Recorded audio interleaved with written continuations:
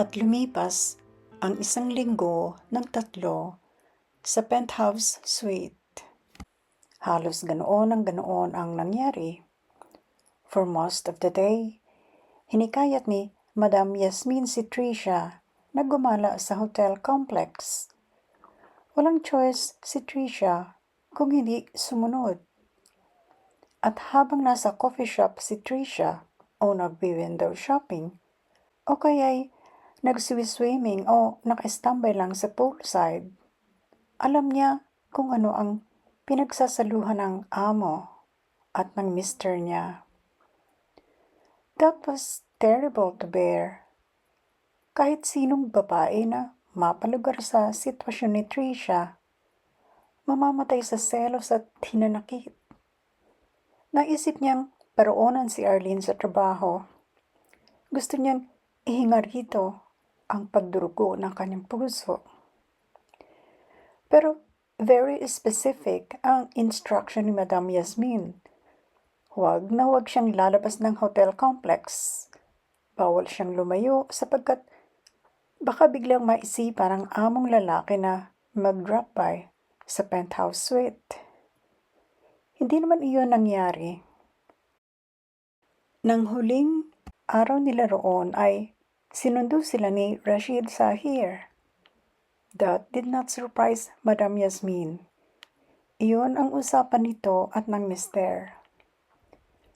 Nagbalik sila sa palasyo ng mga Zahir na ibang-iba ang feeling ni Tricia. O mas tumpak marahil na sabihing wala na siyang pakiramdam. She felt nothing at all. She's dead.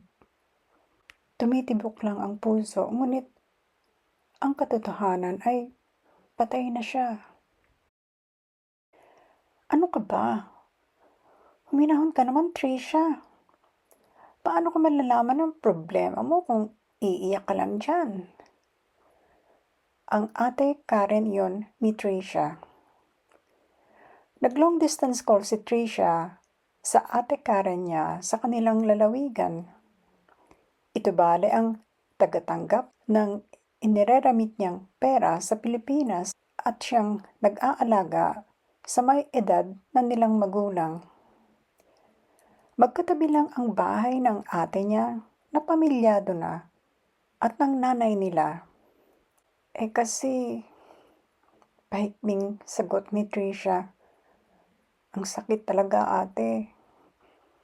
Kung pwede nga lang akong mamatay na. At napahagulgol na naman si Tricia. Umiyak na rin ang ate niya sa kabilang linya. Wala pa itong ideya kung ano ang problema ng kapatid, pero labis itong nahabag sa kanya. Sa puntong iyon, medyo nahimasmasan si Tricia nang marinig na umiiyak din ang kapatid. Na-realize ni Tricia, hindi fair sa kanyang ate na dagdagan pa niya ang alalahanin nito. Problemado rin ito sa asawa at mga anak. Please ate, huwag ka nang mag-alala. May konti lang kaming tampuhan ni Alex, sabi ni Tricia. Simpleng away lang ito. Magkakabati rin kami. Sigurado mo, Tricia? Nag-aalala ang tono ng kapatid niya. Sigurado ako ate. Huwag mo nalang banggitin kay nanay ang tampuhan namin ni Alex. Ayoko siyang mag-worry. Baka mas mabuti ngang malaman ni nanay na unhappy ka riyan. Bakit? Tanong ni Tricia. Para mo naman siyang hindi kilala, sabi ng ate niya. Akala ko mo nariyan ka sa abroad. Ang sarap-sarap ng buhay mo. Nagpapatanong nga si nanay kung kailan mo madaragdagan ang sustento niya. Ibang kirot sa dibdib ang humalili sa pakiramdam ni Tricia. Yung dating sama ng loob na ipinabaon sa kanya ng ina nang umalis siya noon sa Pilipinas. Hindi ba alam ni nanay, anya sa ate, kung gaano kalaking bahagi ng sweldo ko ang napupunta sa patubo ang inutang niya nang humiling siya ng bonggang kasal namin ni Alex. Ewan ko ba, sabi ng ate niya. Parang nawala na yun sa isip niya na lubog ka sa utang dahil ibig niyang magpasikat ng ikasal ka. May nakita kasi siyang bagong biling kasangkapan ng isa nating kapitbahay na nasa abroad din ang anak. Siyempre, sabi ni Tricia, gusto ni nanay na bumili rin ng ganoon? Oh, sabi ng ate niya, huwag mo na uling pasamain ang loob mo riyan, Tricia. Ako na ang bahalang magpaliwanag kay nanay. Pero tutulong na siyempre sa'yo si Alex sa pagbabayad ng utang ninyo sa kasal, hindi ba? Nagbuntong hininga si Tricia. Sabi niya, baka matagal pa yan ate. Di ba? Magbabayad pa muna siya ng ipinang placement fee niya. Ako nga, 6 months kong sweldo rito ang ipinangbayad sa placement. Pero kumusta na kayo ng mga bata? Yung problema mo kay Bayaw, lutas na ba? Sa pagkukwento ng ate niya sa sariling problema, pansamantalang nawaglit sa isip ni Tricia ang ipinagdurugo ng kanyang puso.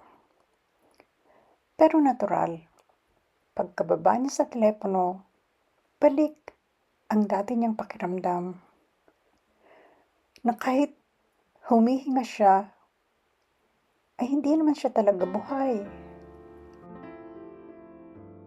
Iyan marahil, dear heart, ang pinakamasaklap na kabanata sa buong buhay ko. Sa bahay ng mga amo namin ay hindi naman iyon nangyari. Pero dumalas ang pamamasyal sa labas ni Madam Yasmin. Si Alex ang driver nito. At syempre, kasama ako. Kayang ma-imagine ang mga tugtunghay sa kwento ko kung paano ko natiis sa mga sumunod pang ulos ng patalim sa aking puso. Ang madalas na paroonan ng aming amo ay ang bahay ng mga magulang nito na malayo sa syudad. Talagang palasyo ang tirahan ng mga iyon. Napakalawak din ang sakop na lupa ng property ng mga iyon.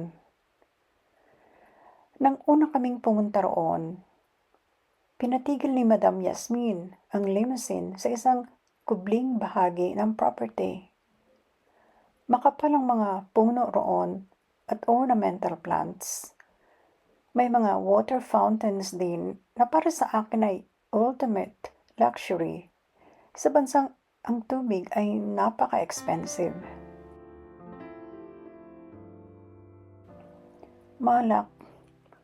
Malambing ang tono ni Madam Yasmin sa pag-address kay Tricia. Would you get out of the car for a while? Luminga si Tricia sa amo. As usual, nakaupo siya sa unahan, sa tabi ng asawa na Monday total stranger sa kanya. Como hindi sila nag-iimikan. Itatanong sana ni Tricia kung bakit siya kailangang bumaba ng kotse.